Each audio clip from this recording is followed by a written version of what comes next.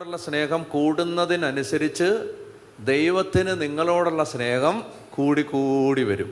പിതാവ് ഒത്തിരി നമ്മളെ സ്നേഹിക്കും. ഹല്ലേലൂയ.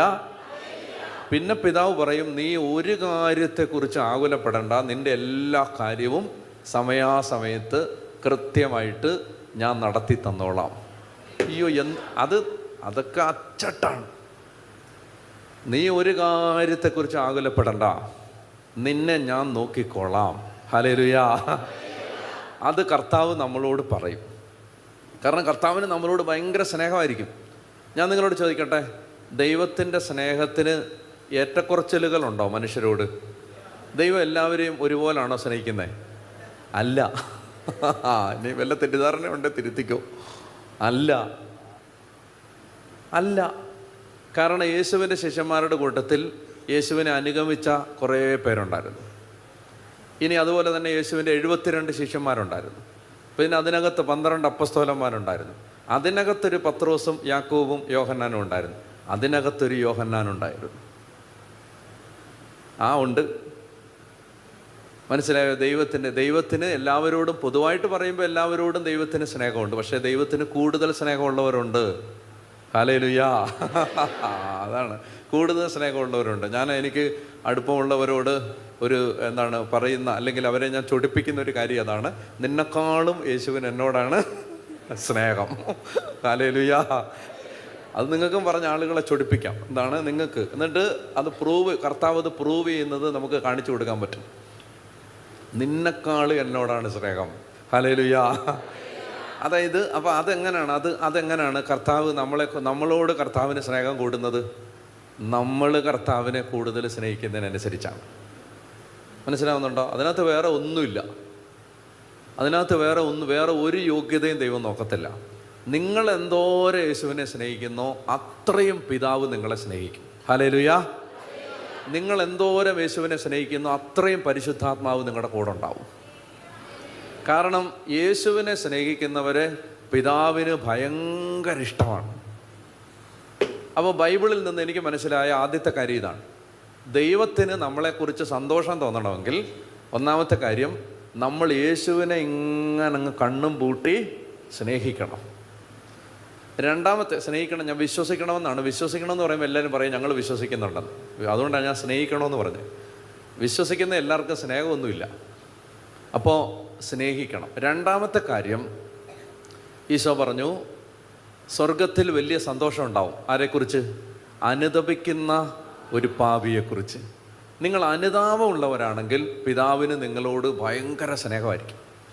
അനുതാപമുള്ളവരാണെങ്കിൽ എന്ന് പറഞ്ഞാൽ, ജീവിതത്തിൽ ചെറിയ തെറ്റുകൾ പോലും നിങ്ങളെ ഭാരപ്പെടുത്തുന്നുണ്ടെങ്കിൽ, നിങ്ങൾ തെറ്റുകളെ ന്യായീകരിക്കാത്ത ആളുകളാണെങ്കിൽ, ഇപ്പം എന്തെങ്കിലും ഒരു തെറ്റാരെങ്കിലും ചൂണ്ടിക്കാണിക്കുന്ന സമയത്ത് അതിനെ ന്യായീകരിച്ച് അതിനെ നീതീകരിച്ച് അങ്ങനെ ചെയ്യാത്ത, നിങ്ങൾ അനുതപിക്കുന്ന ഒരാളാണെങ്കിൽ, തെറ്റാണെങ്കിൽ, ഒരു കാര്യം തെറ്റാണെങ്കിൽ അതിനെക്കുറിച്ച് നിങ്ങൾ അനുതപിക്കുന്ന ഒരാളാണെങ്കിൽ, അനുതപിക്കുന്ന ഒരാളോട് പിതാവായ ദൈവത്തിന് വലിയ സ്നേഹമായിരിക്കും. ഹല്ലേലൂയ. ഹല്ലേലൂയ. അതായത് അപ്പോൾ മനസ്സിലായല്ലോ. അതായത് നമ്മൾ വീട്ടിലൊക്കെ കുറച്ച് ചെറിയ വഴക്കൊക്കെ ഉണ്ടാക്കി, അല്ലെ ആരെങ്കിലും കുറ്റമൊക്കെ പറഞ്ഞു, പിന്നെ മിണ്ടാതിരുന്നു, അല്ലെങ്കിൽ കുറച്ച് അഹങ്കാരം കാണിച്ചു, ഇതിനെക്കുറിച്ചെല്ലാം നമുക്ക് അത് വേണ്ടായിരുന്നു, ഞാൻ അങ്ങനെ ചെയ്യാൻ പാടില്ലായിരുന്നു. നിങ്ങൾക്ക് അനുതാപമുള്ളൊരു ഹൃദയമുണ്ടെങ്കിൽ പിതാവായ ദൈവത്തിന് നിങ്ങളോട് ഭയങ്കര സ്നേഹമായിരിക്കും.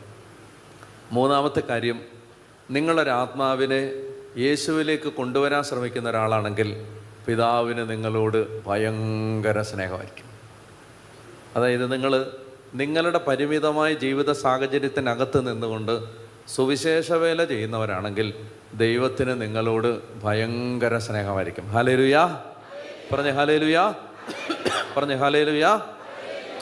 ഇത് പിശാചിന് അറിയാവുന്നത് കൊണ്ട് പിശാച് എന്ത് ചെയ്യുന്നറിയാമോ? പിശാച് ഈ 3 മേഖലയിലും നമ്മളെ എത്തിക്കാതിരിക്കാൻ ശ്രമിക്കും. നമ്മൾ യേശുവിനെ സ്നേഹിക്കാതിരിക്കാൻ പിശാച് സകല നുണകളും നമ്മുടെ തലയിൽ ഇങ്ങനെ കൊണ്ടുവന്ന് തരും.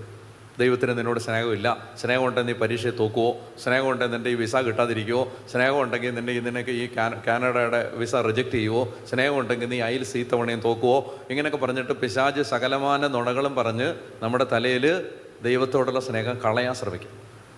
പിശാചിനത് അറിയാവുന്നത് കൊണ്ട് പിശാച് നമ്മുടെ എല്ലാ പാപത്തെയും, ഇതൊക്കെ ആരാ ചെയ്യാത്തത്, മനുഷ്യനാണെങ്കിൽ അങ്ങനെയാണ്, മനുഷ്യൻ അങ്ങനെയൊക്കെ ജീവിക്കാൻ പറ്റുമോ, ഇതൊക്കെ എല്ലാവരും ചെയ്യുന്നതാണ്, ഇതൊക്കെ ഡാനിയലച്ചനും ചെയ്യുന്ന പാപമാണ്, അതുകൊണ്ട് അത് കുഴപ്പമില്ല എന്നൊക്കെ പറഞ്ഞിട്ട് നിങ്ങളെ പിശാച് പാപത്തെക്കുറിച്ച് അനുഭവിക്കാതിരിക്കാൻ പ്രേരിപ്പിക്കും.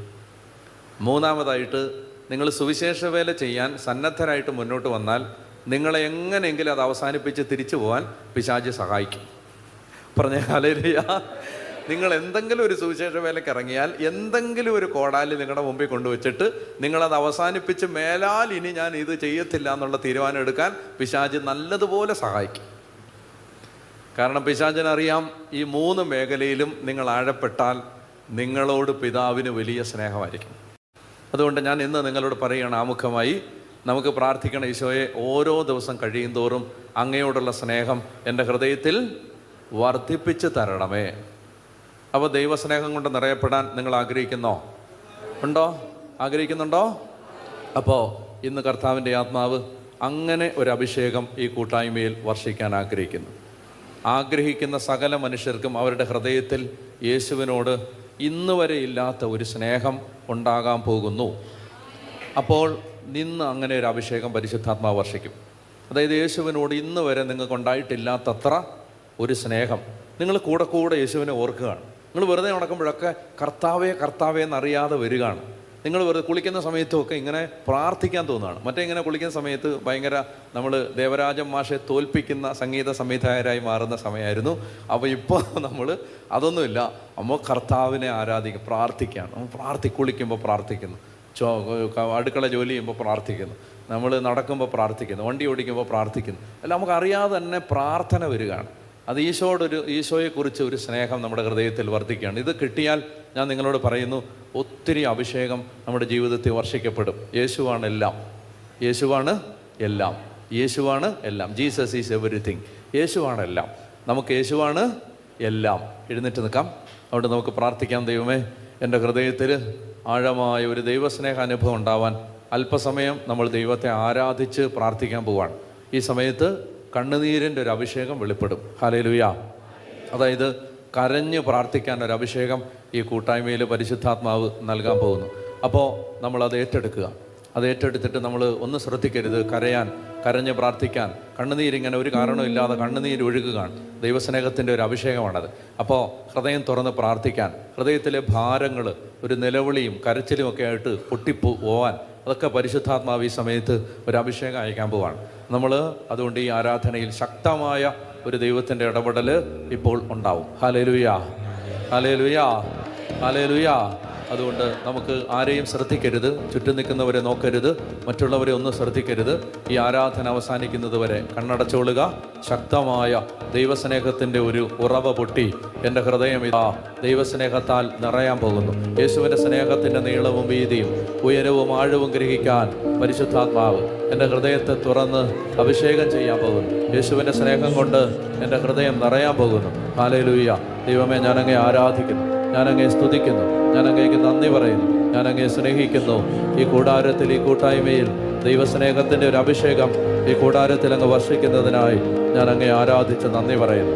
ഇപ്പോൾ ഈ കൂടാരത്തിലേക്ക് കർത്താവേ, തപ്പുകൊട്ടിപ്പാടിയ മിരിയാമിൻ്റെ മേൽ ആവസിച്ചതുപോലെ മോശയുടെ മേൽ 40 ദിനരാത്രങ്ങൾ കൂടാരത്തിലായിരിക്കാൻ ഒരു അഭിഷേകം ഇറങ്ങി വന്നതുപോലെ, ഏലിയായുടെ മേൽ ഒരു ദൈവത്തിൻ്റെ അഭിഷേകം സ്നേഹമായി ഇറങ്ങി വന്നതുപോലെ, കർത്താവേ, യോഹന്നാൻ്റെ മേൽ ദൈവസ്നേഹത്തിൻ്റെ അഭിഷേകം നിറഞ്ഞതുപോലെ, കുരിശിൻ്റെ യോഹന്നാൻ്റെ മേൽ ദൈവസ്നേഹം നിറഞ്ഞതുപോലെ, അമ്മത്രേസയുടെ മേൽ ദൈവസ്നേഹം നിറഞ്ഞതുപോലെ, ഫിലിപ്പ് നേരിയുടെ മേൽ ദൈവസ്നേഹം നിറഞ്ഞതുപോലെ, ദൈവമേ, ഈ കാലഘട്ടത്തിലെ അനേകം വിശുദ്ധരിൽ, പുണ്യാത്മാക്കളിൽ ദൈവസ്നേഹം നിറഞ്ഞതുപോലെ ഞങ്ങളുടെ ഹൃദയങ്ങളിൽ യേശുവിനോടുള്ള പറിച്ചു മാറ്റാൻ പറ്റാത്ത ഒരു സ്നേഹം ഇപ്പോൾ നിറയട്ടെ, ഇപ്പോൾ നിറയട്ടെ, ഇപ്പോൾ നിറയട്ടെ. ഹല്ലേലൂയ, ഹല്ലേലൂയ, ഹല്ലേലൂയ, ഹല്ലേലൂയ, ഹല്ലേലൂയ, ഹല്ലേലൂയ, ഹല്ലേലൂയ, ഹല്ലേലൂയ, ഹല്ലേലൂയ. ഓ ദൈവമേ, അങ്ങയുടെ അത്ഭുതകരം ഇപ്പോൾ ഈ കൂടാരത്തിലേക്ക് നീട്ടണമേ. ഇപ്പോൾ അങ്ങ് ഈ ജനത്തെ സന്ദർശിക്കണമേ. അങ്ങയുടെ മഹത്വം ദൈവമേ, വൈക്കോലിൽ തീപ്പൊരി എന്ന പോലെ കത്തിപ്പടരുന്ന ഒരു അഭിഷേകം ഇപ്പോൾ ഈ കൂടാരത്തിൽ വന്ന് നിറയണമേ. അത്ഭുതങ്ങളുടെ കാലം ഞങ്ങൾക്ക് വേണ്ടി അങ്ങ് ഒരുക്കി വെക്കണമേ. അത്ഭുതങ്ങളുടെ കാലമായി ഇത് മാറട്ടെ, അടയാളങ്ങളുടെ കാലമായി ഇത് മാറട്ടെ.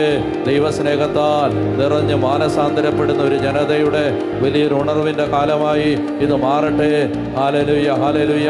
ഉച്ചത്തിൽ വിളിക്കുന്ന യേശുവേ.